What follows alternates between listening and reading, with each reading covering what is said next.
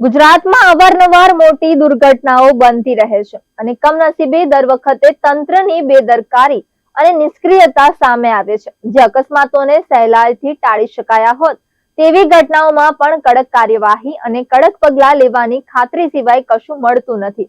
ભવિષ્યમાં આવી ઘટનાઓ ન બને તેવા વચનો આપવામાં આવે છે, પરંતુ વાસ્તવિકતા કંઈક જુદી જ હોય છે. તો ચાલો ગંભીરા બ્રિજ દુર્ઘટના પહેલા બનેલી કેટલીક મોટી ઘટનાઓ પર નજર કરીએ, જ્યાં તંત્રએ કડક પગલાં લેવાના આદેશ આપ્યા હતા.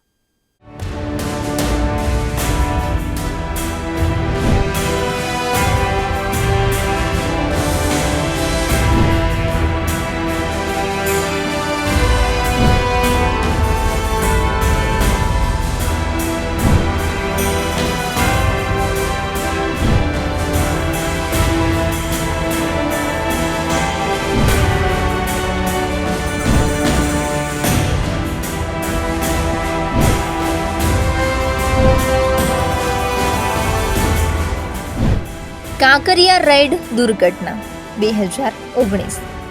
અમદાવાદના કાંકરિયા એમ્યુઝમેન્ટ પાર્કમાં જોઈ રાઇડ તૂટી પડતા કેટલાક લોકોના મોત થયા હતા અને ઘણા ઈજાગ્રસ્ત થયા હતા. આ ઘટનામાં રાઇડની જાળવણી અને સુરક્ષા ધોરણો પર ગંભીર સવાલો ઉઠ્યા હતા. તે સમયે પણ જવાબદારો સામે કડક કાર્યવાહીની ખાતરી આપવામાં આવી હતી.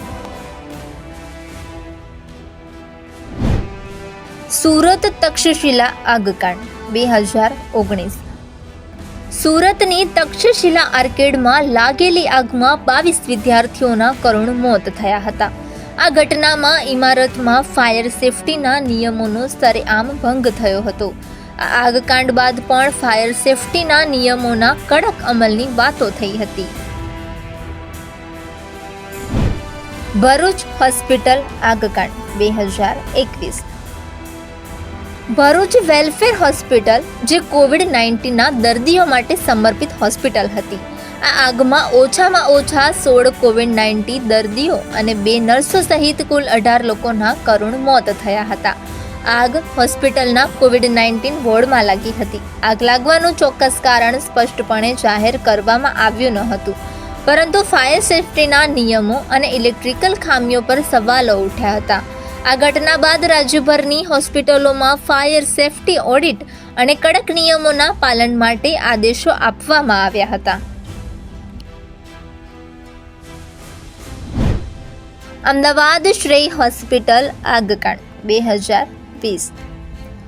કોવિડ મહામારી દરમિયાન ભરૂચ અને અમદાવાદની હોસ્પિટલોમાં આગ લાગવાથી દર્દીઓના મોત થયા હતા. આ ઘટનાઓએ હોસ્પિટલોમાં ફાયર સેફટીની ખામીઓને ઉજાગર કરી હતી અને બંને કિસ્સામાં તપાસ અને કાર્યવાહીના આદેશ અપાયા હતા. મોરબી ઝૂલતા પુલ દુર્ઘટના 2022. મોરબીમાં મચ્છુ નદી પરનો ઐતિહાસિક ઝૂલતો પુલ તૂટી પડતા 130થી વધુ લોકોના મોત થયા હતા, જે એક ભયાવહ દુર્ઘટના હતી. પુલના સમારકામ અને જાળવણીમાં વ્યાપક બેદરકારી સ્પષ્ટપણે જોવા મળી હતી. આ દુર્ઘટના બાદ પણ મોટા પાયે તપાસ અને કડક કાર્યવાહીના આદેશ અપાયા હતા. વડોદરા હરણી બોટ કાંડ 2024.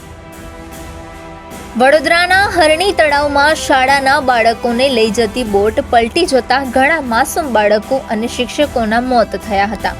બોટમાં ક્ષમતા કરતાં વધુ લોકો બેસાડવા, લાઈફ જેકેટનો અભાવ અને સુરક્ષા નિયમોનું ઉલ્લંઘન આ દુર્ઘટનાનું મુખ્ય કારણ હતું. આ મામલે પણ સરકારે કડક પગલાં લેવાની જાહેરાત કરી હતી. રાજકોટ ગેમ ઝોન દુર્ઘટના 2024. રાજકોટના એક ટીઆરપી ગેમ ઝોનમાં લાગેલી ભીષણ આગમાં 30થી વધુ લોકોના જીવ ગયા હતા. આ ગેમ ઝોન ગેરકાયદેસર રીતે ચાલતો હોવાનું અને ફાયર સેફટીના કોઈ જ નિયમોનું પાલન ન કરતો હોવાનું બહાર આવ્યું હતું. આ દુર્ઘટના બાદ પણ રાજ્યભરના ગેમ ઝોન અને આવા સ્થળો પર કડક કાર્યવાહીના આદેશ અપાયા છે. મહીસાગર નદી પર ગંભીરા બ્રિજ દુર્ઘટના જુલાઈ 2025. વડોદરાના પાદરા જંબુસર વચ્ચે આવેલો ગંભીરા બ્રિજ તૂટી પડતા 15થી વધુ લોકોના મોત થયા અને અનેક વાહનો નદીમાં ખાબક્યા હતા. આ બ્રિજની જાળવણી અને ગુણવત્તા પર સવાલો ઉઠી રહ્યા છે અને ફરી એકવાર કડક પગલાં લેવાની વાત થઈ રહી છે.